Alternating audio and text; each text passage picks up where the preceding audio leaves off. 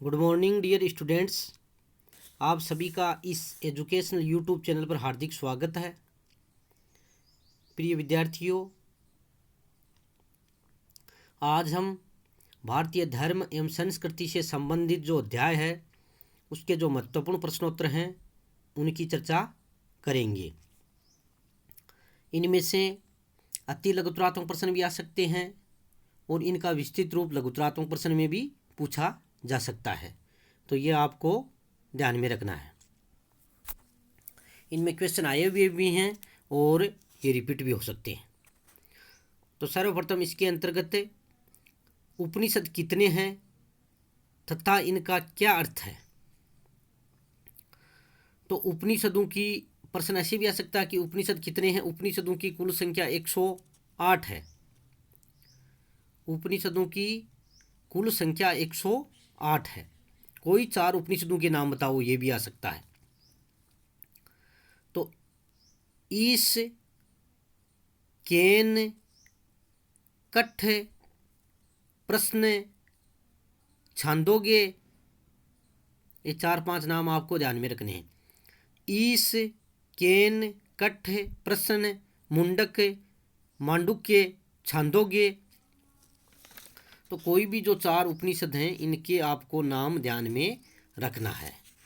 इसके साथ साथ ये भी पूछा जा सकता है कि उपनिषदों का मुख्य विषय क्या है, या उपनिषदों से क्या तात्पर्य है, या उपनिषदों का क्या अर्थ है। तो उपनिषदों का अर्थ है अध्यात्म विद्या या ब्रह्म ज्ञान, आध्यात्मिक चिंतन तथा दार्शनिक विचार हैं, वो उपनिषदों के मूल विषय हैं। तो ये आपको ध्यान में। उपनिषदों में आत्मा, परमात्मा, जन्म, पुनर्जन्म, मोक्ष आदि विषयों पर चर्चा की गई है। और इनमें भी जैसे हमने अपन ने बताया था कि उपनिषदों की कुल संख्या 108 है और प्रामाणिक उपनिषद हैं वो 12 माना जाते हैं, लेकिन अपने को जो संख्या है वो 108 ही लिखनी है। तो ये प्रश्न हो गया। वैदिक धर्म में रीत क्या है। वैदिक धर्म के अंतर्गत रीत की अवधारणा मानी गई है। रीत नैतिक जगत की व्यवस्था का नियामक है। रीत का मार्ग ही सदाचार का मार्ग है। रीत के उल्लंघन से पाप का उदय होता है। जो जगत की जो व्यवस्था है, सृष्टि का जो नियमन है, वो रीत के द्वारा ही होता है। तो ये ढंग से तैयार कर लेना। अति लघुतरात्मक में भी पूछा जा सकता है और उसमें लघुतरात्मक में भी ये प्रश्न पूछा जा सकता है। यानी जो रीत है वो सृष्टि की नैतिक व्यवस्था का नियामक है। जैन धर्म में त्रिरत्न क्या है, ये भी प्रश्न आया हुआ भी है और दोबारा भी पूछा जा सकता है। ये 2 तरीके से प्रश्न पूछा जा सकता है। त्रिरत्न क्या है या त्रिरत्न किसे कहते हैं। तो पहले इसके अंतर्गत अपने को परिभाषा लिखनी होगी। जैन धर्म के अनुसार कर्म फल से मुक्ति के लिए तथा मोक्ष प्राप्ति के लिए त्रिरत्न का पालन करना आवश्यक है। या जैन धर्म के अनुसार कर्म फल से मुक्ति के लिए तथा मोक्ष प्राप्ति के लिए जो मार्ग बताया गया है उसे त्रिरत्न कहते हैं। इसके अंतर्गत 3 बातें शामिल हैं, या इस आचार संहिता के 3 अंग हैं। तो 3 अंग के अंतर्गत सम्यक दर्शन, सम्यक ज्ञान और सम्यक चरित्र हैं। ये 3 त्रिरत्न हैं। सम्यक दर्शन का अर्थ है तीर्थंकरों में सही विश्वास। सम्यक ज्ञान का अर्थ है सत्य का वास्तविक ज्ञान, तथा सम्यक चरित्र का अर्थ है सदाचारपूर्ण जीवन। तो ये त्रिरत्न का अर्थ हुआ, और तीनों के आपको ध्यान में रखना। 3 है। तो जयेंद्र में त्रिरत्न कौन कौन से हैं, ऐसा भी पूछा जा सकता है, या त्रिरत्न से क्या तात्पर्य है, ऐसा भी पूछा जा सकता है। 4 आर्य सत्य। बौद्ध धर्म की प्रमुख शिक्षाओं में है कि 4 आर्य सत्य।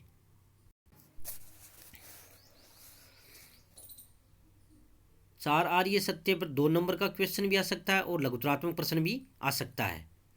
और बौद्ध धर्म की शिक्षाओं में महत्वपूर्ण है 4 आर्य सत्य और अष्टांगिक मार्ग सबसे इंपॉर्टेंट है। तो 4 आर्य सत्य बौद्ध धर्म की प्रमुख आधारशिला है। उसके अन्य सभी सिद्धांतों का विकास इन आर्य सत्यों के आधार पर ही हुआ है। ये 4 इस प्रकार हैं। दुख, दुख समुदाय, दुख निरोध और दुख निरोध मार्ग, ये 4 हैं। दुख, इसका क्या अर्थ है कि संसार दुखों का घर है, सर्वत्र दुख ही दुख है। दुख समुदय यानी दुख का कारण क्या है, यानी दुख का कारण, मूल कारण तृष्णा है। दुख समुदाय यानी दुख का कारण, 2 नंबर। नंबर 3 दुख निरोध यानी दुख से मुक्ति पाने के लिए तृष्णा का दमन करना आवश्यक है। और दुख निरोध मार्ग चौथा है, ये चौथा है दुख निरोध मार्ग। दुखों पर विजय प्राप्त करने का मार्ग है। कोई भी व्यक्ति उस मार्ग का अनुसरण कर दुखों पर विजय प्राप्त कर सकता है। और इसके अंतर्गत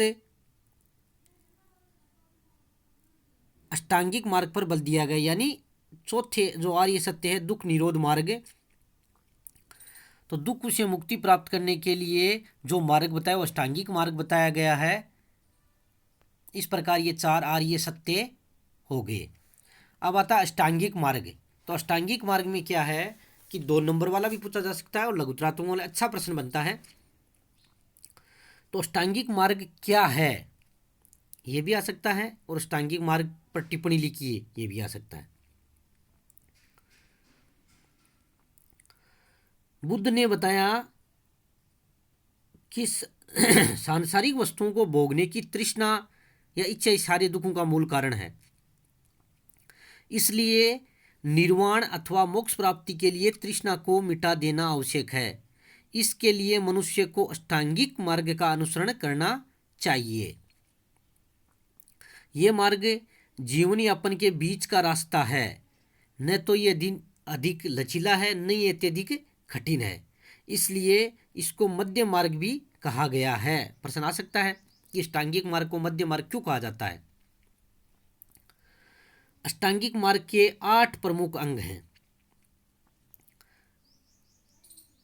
नंबर 1 सम्यक दृष्टि, 2 सम्यक संकल्प, नंबर 3 सम्यक वाणी, 4 सम्यक कर्मांत, 5 सम्यक आजीव, 6 सम्यक प्रयत्न या सम्यक व्यायाम, इसे सम्यक व्यायाम भी कहते हैं की बात है। नंबर 7 सम्यक स्मृति और नंबर 8 सम्यक समाधि। अगर लघुतरात्मक प्रश्न पूछा जाए तो आपको ये 8 नाम याद रखने ही होंगे। और मध्यम प्रतिपदा या मध्य मार्ग अष्टांगिक मार्ग को ही कहा गया है। इस प्रकार आज हमने इन 5 महत्वपूर्ण बिंदुओं की चर्चा की है।